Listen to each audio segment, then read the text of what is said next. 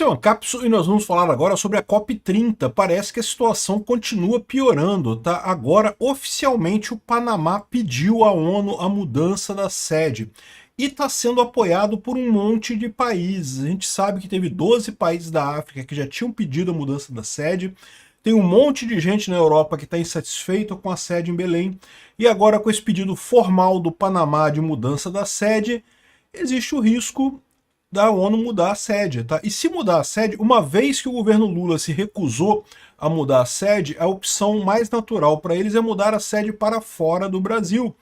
E olha só que vergonha que o Brasil vai fazer nessa situação, né? Vamos entender esse caso aqui. Bom, o problema vocês já sabem, tá? O problema, eu já tenho falado várias vezes aqui, é a absurda falta de planejamento do governo Lula. Não é que Belém tem algum problema, a cidade é linda, o lugar é muito bacana, mas não é um lugar com estrutura para um evento deste tamanho, né? Se fosse fazer lá, podia fazer lá, mas tinha que ter feito todo um planejamento próprio para isso, e o governo Lula simplesmente não fez. E aqui, cara, o que o cara do Panamá tá falando dá uma ideia do tamanho do absurdo que é isso. Essa notícia foi sugerida por Peter Vem Visitar Rondônia, Anistia Geral aos Bloqueados do Peter e várias outras pessoas. Obrigado aí ao pessoal que sugeriu notícias lá no nosso site, no visãolibertaria.com. E obrigado a você que está assistindo o nosso vídeo. Se você gosta do nosso conteúdo, por favor, deixe o seu like, se inscreva aqui no canal, né? Pois bem, crise na COP30. Representante do Panamá critica o Brasil e diz que reclamação sobre hospedagem parece entrar por um ouvido e sair pelo outro. Olha que coisa absurda que o cara falou. Teve uma reunião recente, aliás, a terceira reunião que teve, né, o pessoal reclamando do preço da hospedagem, coisa e tal. E a opinião do Brasil é que, não, que a temperatura baixou, que o pessoal ficou mais calmo depois que a gente falou. Não, simplesmente o pessoal ficou atordoado, porque eles reclamam de um problema e vocês não dão solução para o problema, e não tem solução ao problema, porque foi uma falta de planejamento absurda, né? Não tem como resolver esse tipo de coisa. Então o João Carlos Monterrey, que é o representante do Panamá, é o oficial lá do Panamá responsável pela delegação do Panamá na COP30, pediu oficialmente para a ONU mudar o local da COP30, porque diz que os países estão sendo feitos de tolos, e pediu para a ONU mudar a sede do evento. E veja, quando fala isso, a gente não está mais falando de mudar de Belém para o Rio de Janeiro, ou de Belém para São Paulo, ou de Belém para alguma outra cidade do Brasil que tenha uma infraestrutura de turismo melhor, que tenha mais hotéis e coisa e tal. Porque, veja, mesmo aqui no Rio de Janeiro, mesmo em São Paulo, cidades grandes, esse evento é um evento muito grande, né? Você ia ter um estresse na malha de hotéis muito grande, né? A questão é mudar para Madrid, para França, para Paris, para algum outro lugar assim, que é muito mais tranquilo de acomodar esse tipo de situação. O Sam Puncher trouxe aqui a carta do cara dizendo aqui, ó: hoje, pela terceira vez em 2 meses, a oficina da ONU, né, o escritório da ONU, se encontrou para tentar resolver o problema sobre a logística da ONU. E mais uma vez, eu coloquei a realidade da situação em termos simples, né?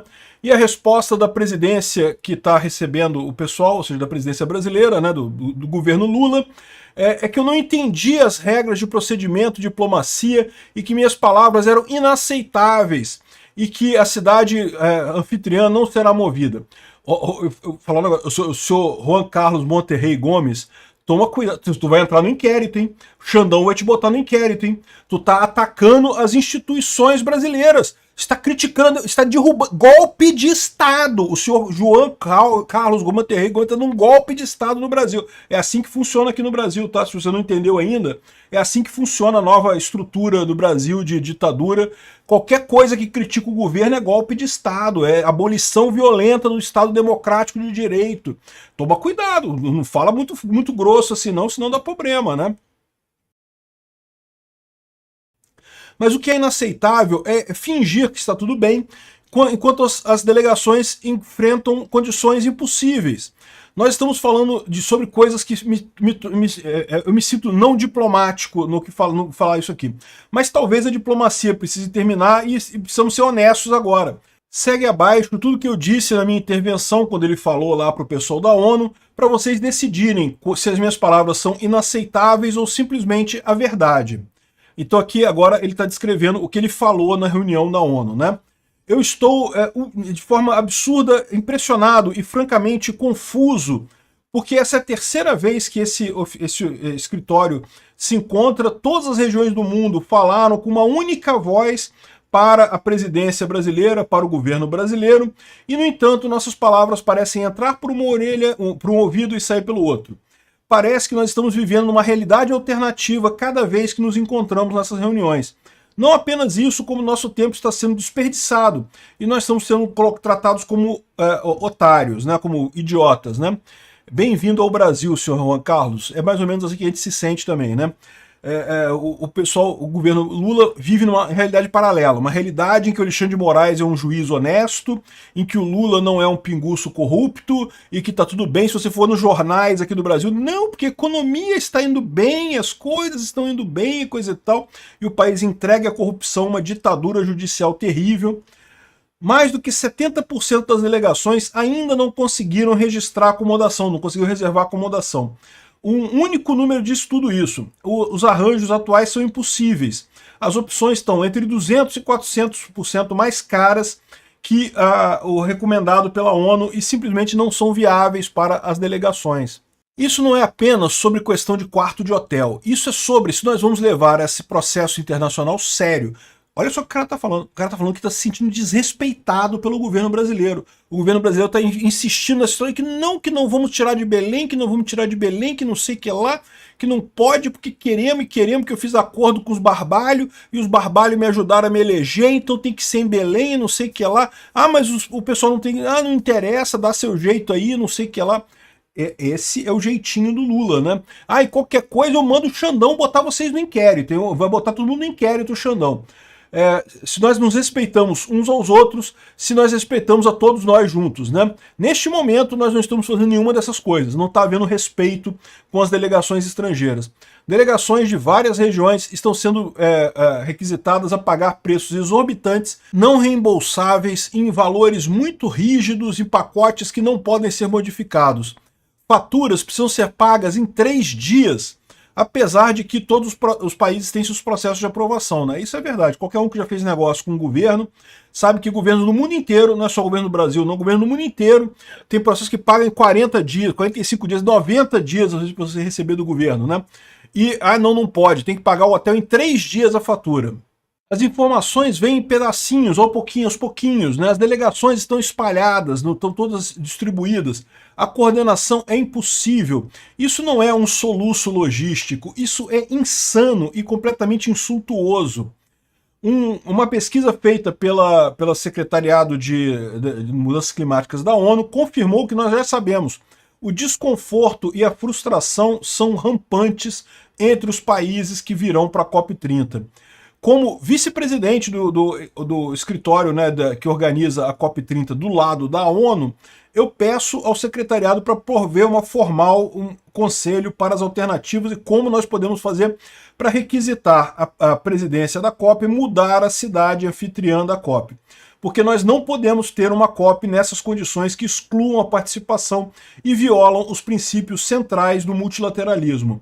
Nós viemos aqui para construir confiança e soluções. Ao invés disso, nos oferecem desculpas e absurdos.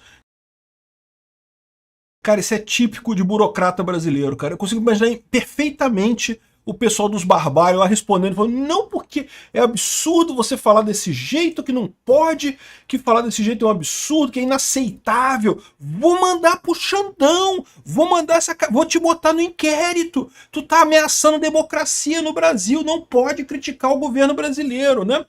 E, cara, a situação é crítica, tá? Pelo que ele está falando aqui. Veja, o Panamá é um dos países que é o organizador da COP30, tá?